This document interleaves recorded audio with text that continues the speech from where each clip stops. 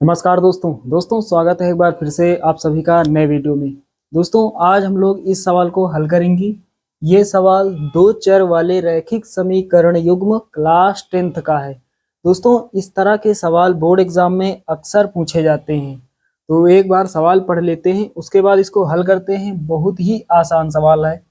तो यहाँ पर लिखा हुआ है, एक समकोण त्रिभुज की समकोण बनाने वाली भुजाएं 5x और 3x माइनस 1 हैं तथा त्रिभुज का क्षेत्रफल 60 सेंटीमीटर स्क्वायर है, तो त्रिभुज की भुजाएं ज्ञात कीजिए। तो चलिए दोस्तों हल करते हैं। यहाँ पर हमने लिख दिया है हल। यहाँ पर समकोण बनाने वाली भुजाएं हमें दी गई हैं, तो एक समकोण त्रिभुज बना लेते हैं। यहाँ पर इस तरह से ये एक समकोण त्रिभुज है, इसका नाम दे देते हैं ABC। तो यहाँ पर समकोण त्रिभुज की हमें भुजाएं दी गई हैं 5x और 3x माइनस 1। तो समकोण त्रिभुज का क्षेत्रफल क्या होता है? समकोण त्रिभुज का क्षेत्रफल होता है 1/2 आधार गुणे ऊंचाई। ऊंचाई यानी लंब का मान। तो एक भुजा मान लेते हैं लंब है यानी ऊंचाई का मान, और उसके बाद ये जो मान है 3x माइनस 1, ये मान लेते हैं आधार का मान है 3x माइनस 1। चलिए अब यहाँ पर समकोण त्रिभुज का क्षेत्रफल रख देते हैं।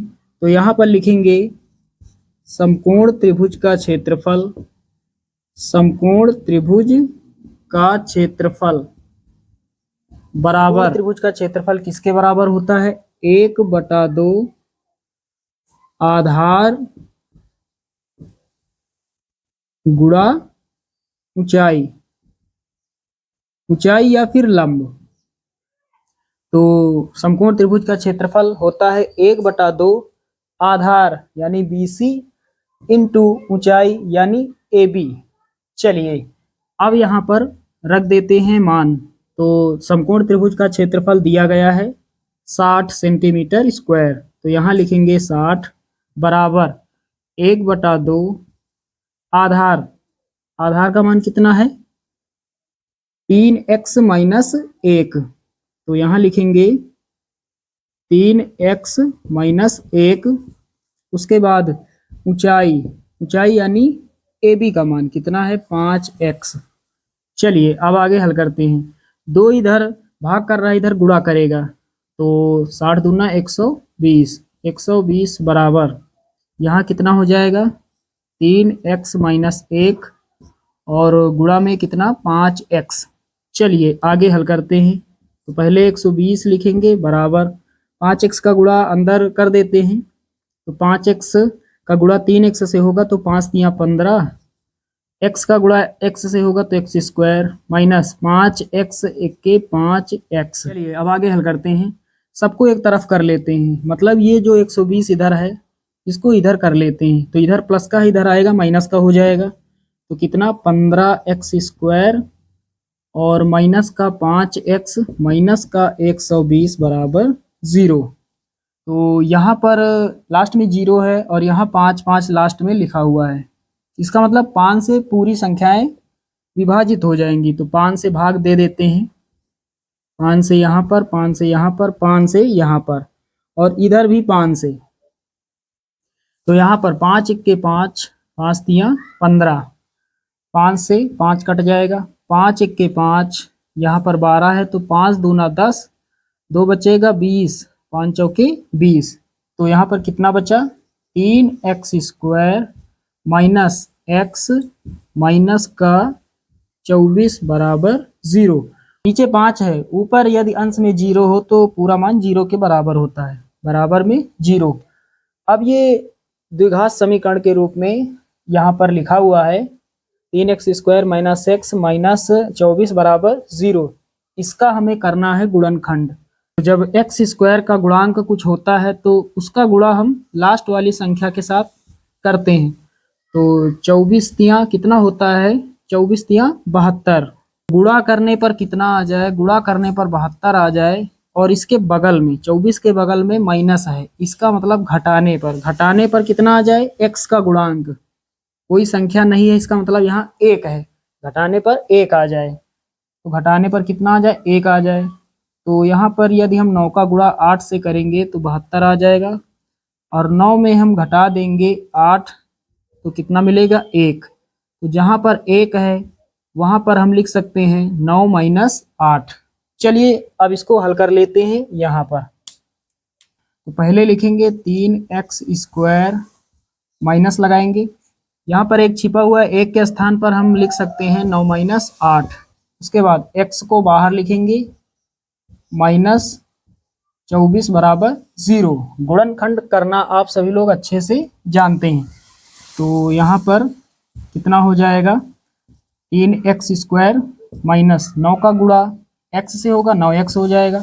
उसके बाद ब्रैकेट खोलेंगे तो ये माइनस अंदर गुणा करेगा, माइनस माइनस प्लस, 8 का गुणा x से तो 8x माइनस का 24 बराबर 0। यहाँ पर कॉमन लेना है तो यहाँ से 3x हमें कॉमन मिलेगा, तो यहाँ पर x बचेगा, माइनस यहाँ पर कितना 3। उसके बाद प्लस लगाएंगे तो ये प्लस यहाँ पर हमने लिख लिया है। अब यहाँ से लेते हैं कॉमन, तो यहाँ पर 8 कॉमन है, तो यहाँ कितना बचेगा, यहाँ x बचेगा, माइनस यहाँ कितना 3, 8 त्रिके 24 होता है तो 3 बचेगा बराबर 0। अब फिर से कॉमन क्या है, x माइनस 3 यहाँ पर है, यहाँ पर है, x माइनस 3 कॉमन ले लेंगे।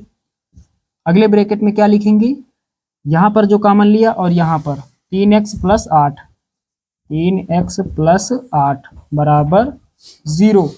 दोनों मान 0 के बराबर हैं, दोनों को हल करके x का मान निकाल लेते हैं। तो इसको हल करेंगे, x माइनस 3 बराबर 0, तो x बराबर ये इधर माइनस का इधर आएगा, 3 प्लस का हो जाएगा। ये करेक्ट है क्योंकि ये प्लस का है, ये धनात्मक है।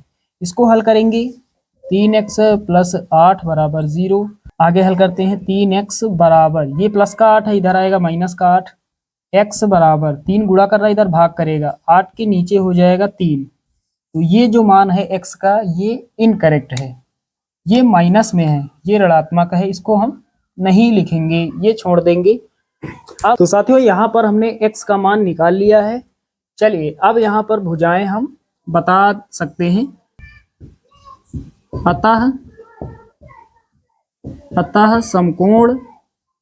अतः समकोण त्रिभुज की भुजाएं, अतः समकोण त्रिभुज की भुजाएं, तो एक भुजा है AB का मान कितना है 5x, तो 5 लिखेंगे गुणा में x का मान कितना प्राप्त हुआ, x का मान प्राप्त हुआ 3, तो 5 दिया 15, तो यहाँ पर कितना मिलेगा 15 सेमी।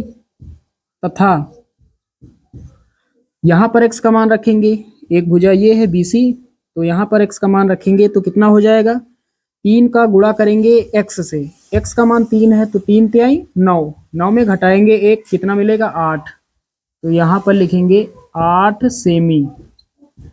तो समकोण त्रिभुज की एक भुजा हो जाएगी 15 सेंटीमीटर और एक भुजा होगी 8 सेंटीमीटर। यही हमारा फाइनल आंसर हो जाएगा। तो साथियों उम्मीद करता हूँ कि ये सवाल आप सभी लोग अच्छे से समझ गए होंगे। चलिए दोस्तों मिलते हैं अगले वीडियो में, तब तक के लिए जय हिंद।